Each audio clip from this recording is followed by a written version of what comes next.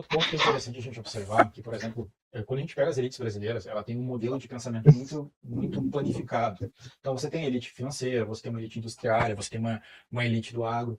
Então, assim, as pessoas que fazem o dinheiro, que botam o dinheiro na política, vou colocar assim, não estou fazendo um juízo de moral, são pessoas que têm interesses. No Brasil, ela é muito planificado. Tá? Elas têm um modelo de raciocínio semelhante. Quando você pega os Estados Unidos, não. Então, por exemplo, assim, os democratas, eles não estão no poder, eles não têm tanto poder, eles não se desenvolveram com o partido só com base nos seus ideais e nos seus discursos políticos. Tem uma máquina que investe muito dinheiro ali. Assim como os republicanos têm a sua, e assim como isso às vezes tipo, o dinheiro não tem lado. Então, assim, ele pode trocar, o barco está afundando, vamos para outro barco. Isso pode acontecer.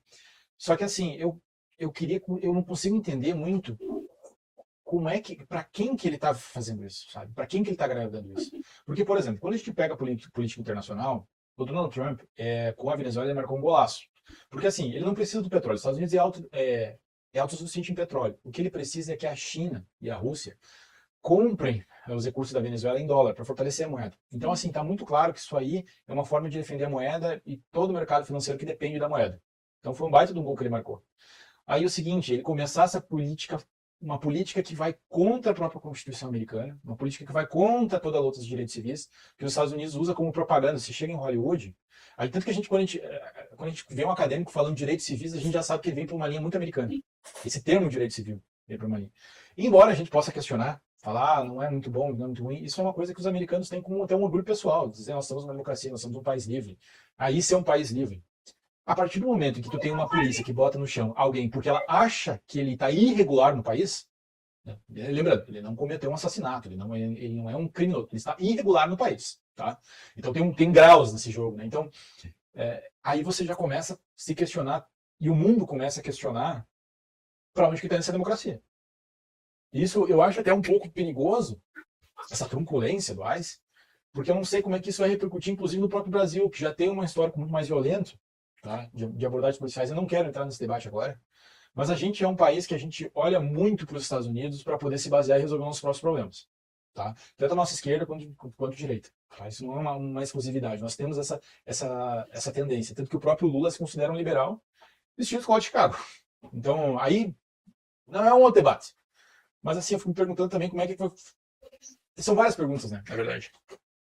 É que os Estados Unidos, né, eles se colocam no mundo como um think tank, né, muito influente, né? Então, hoje nós temos, por exemplo, a matriz econômica da Escola de Chicago está cada vez, assim, se consolidou nos últimos anos, aqui a nível mundial, praticamente, se consolidou, com adaptações para cada realidade de cada país.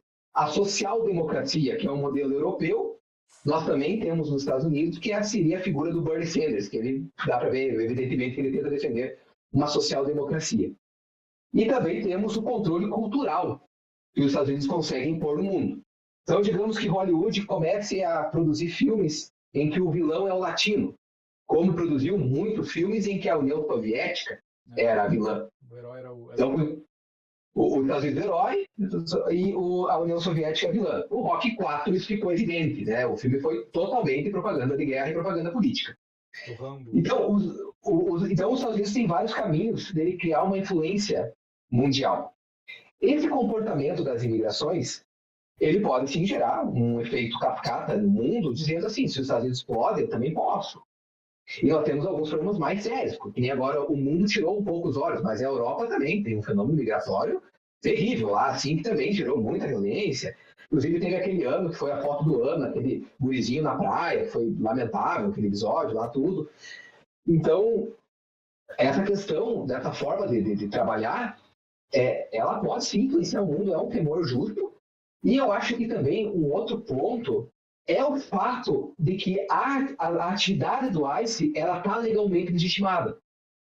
Tanto que o cara não o agente que fez aquilo não está preso, deve estar respondendo a algum tipo de procedimento interno, mas o governo Trump, inclusive, vem em defesa dele usando de conceito jurídico. Então, ela não obedeceu, o agente reagiu, e se você olhar o vídeo, o pneu dela, da câmera dela, está voltada não para bater no agente, sim para o lado. Tanto que o carro, quando ela morre, o carro acelera e vai até, e bate, do outro lado, não para o lado que o agente estava. Mas o Trump começou a usar de conceitos legais, obediência, legítima defesa, para já dizer que a atitude dele não foi correta, não foi acertada, foi legítima. É que assim, isso tem um peso muito grande.